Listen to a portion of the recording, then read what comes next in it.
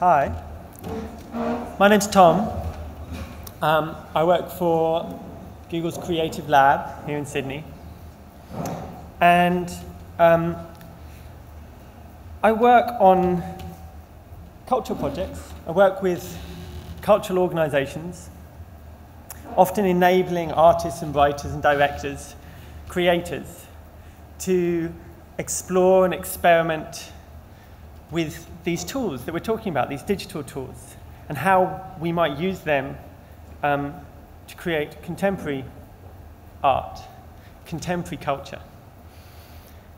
It's a little difficult to describe, really. I suppose, to quote Bevan, we start small fires, although in quite unusual places.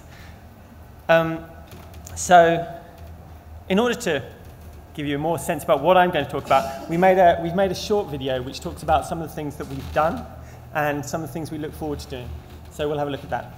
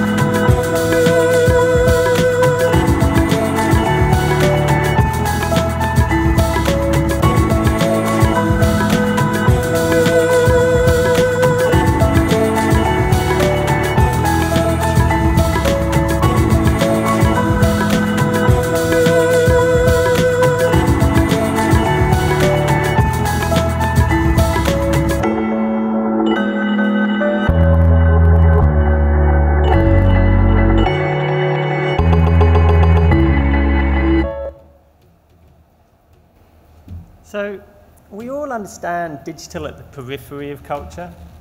You know, we might watch a trailer, we might sort of book our tickets online, we'll use a map to work out where we're going to park. We'll post reviews, maybe during the concert. But I'm much more interested in what happens when you begin to use these tools at the core, digital at the core of culture. And exploring, really, what happens when we try to augment and transform existing cultural practice without losing those traditions and the values that make art, make the arts a measure of society, really. It's incredibly exciting. We're there to open doors, I guess.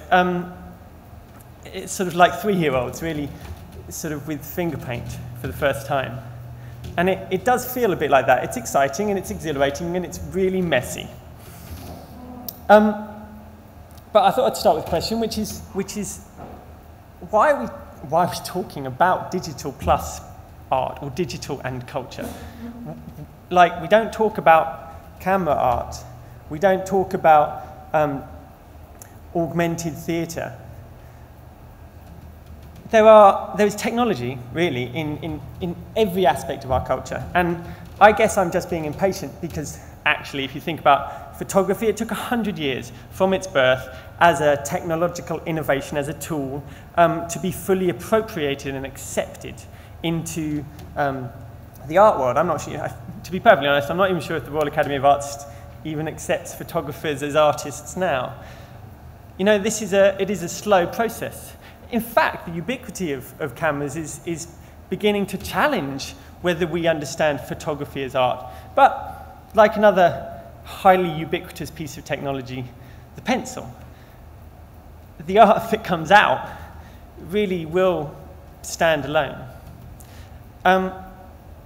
The internet isn't art, it's a tool. And it's incredibly easy to dismiss contemporary tools and technology as having no place in art. In fact, that's traditional. It's normal. It's part of the cycle. It's part of this routine. We appreciate the artistic foresight of the past.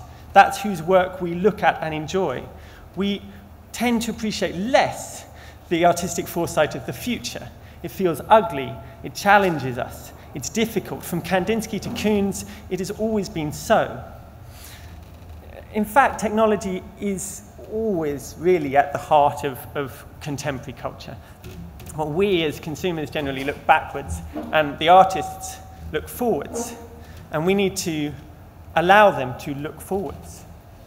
You know, from Brian Trecartin, who I think is a fantastic example of an artist using contemporary technology, to Nam June Pak, or Dan Flavin, or William Eggleston, or Man Ray, or Duchamp, or Da Vinci, or Shakespeare, or Gutenberg, or Uccello.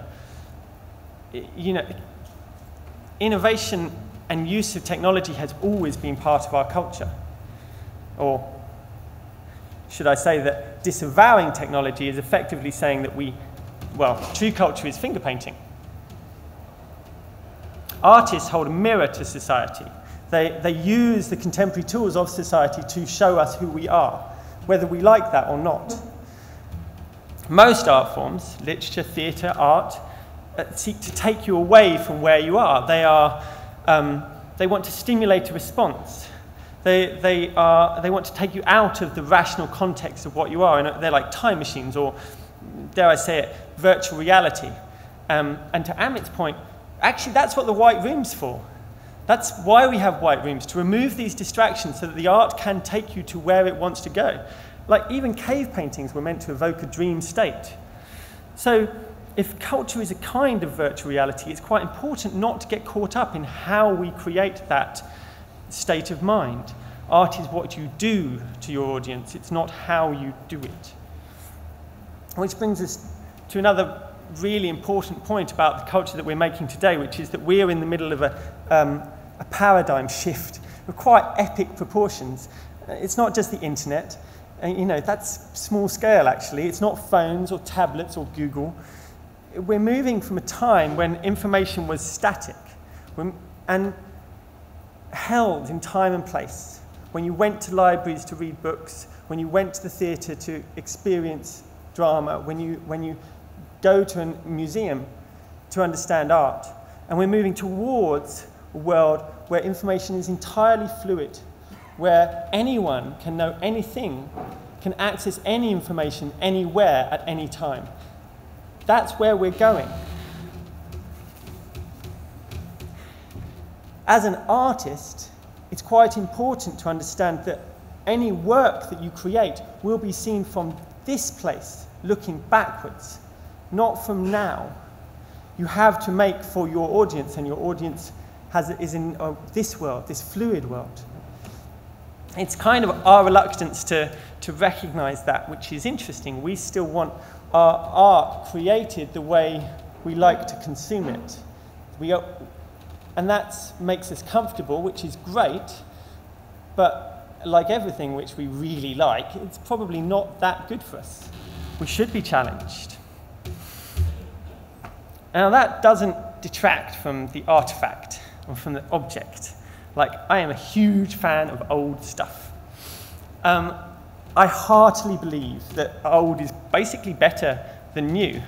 You know, whether it's books or theatre or TV or, you know, pens. A stage with 600 years tradition is a better storyteller than social media in an infinite number of ways, although I am trying to explore that. Physical books have far more potential as as information transmitters than any of our information transmitters. The peripheral information, the ambient information, the patina, tactility, right down to power, like they're better. The fact that almost all of you will be taking notes with pens indicates that the technology that we have isn't good enough yet. Doesn't mean that it will always be this way, but it means that right now, from this journey from static to fluid, we are not very far. You know, we are in a clumsy place. These are clumsy tools, and we will look back on it as a clumsy time. So, I think it's incredibly exciting to have the opportunity to help artists, writers, and creators understand this, and work towards this incredible future where anything is possible. But as Bevan said, you can't expect that to happen. We are going to take baby steps, and we're going to fall, and it's going to be clumsy and ugly. And maybe we will look back on it and go, well, that was great because you had to understand the context of the time. But we need to understand that we are heading towards that future. Today, contemporary artists are dealing with a stack of challenges that we couldn't possibly imagine. The tools of distribution are ubiquitous. The tools of production are ubiquitous. Everyone has a phone with which they can make a film and share it instantaneously. Time is collapsing.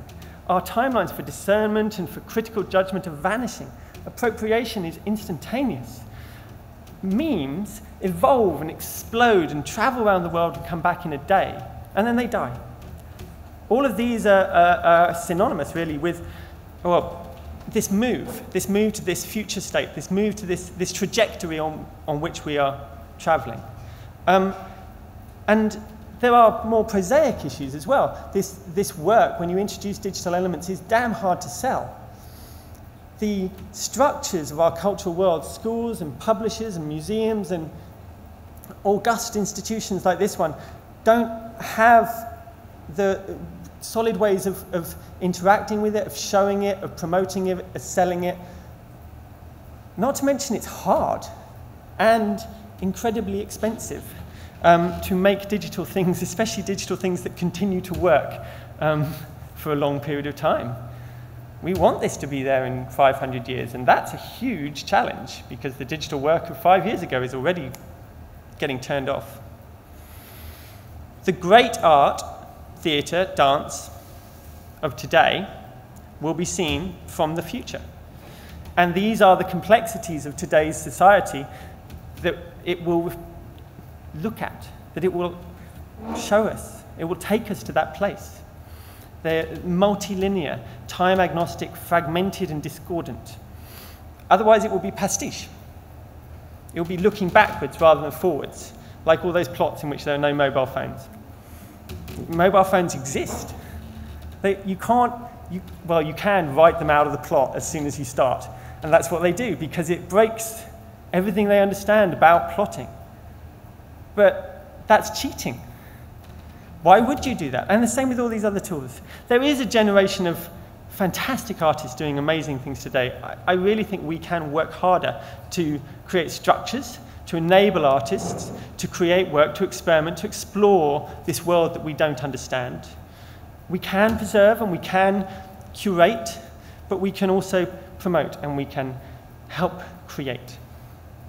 That's enough from me. Personally, I'll be happy when no one talks about digital and culture anymore, when today's intimidating, scary technology seems as benign and normal as cameras or pencils. Thank you so much for listening. Hope you enjoy your day.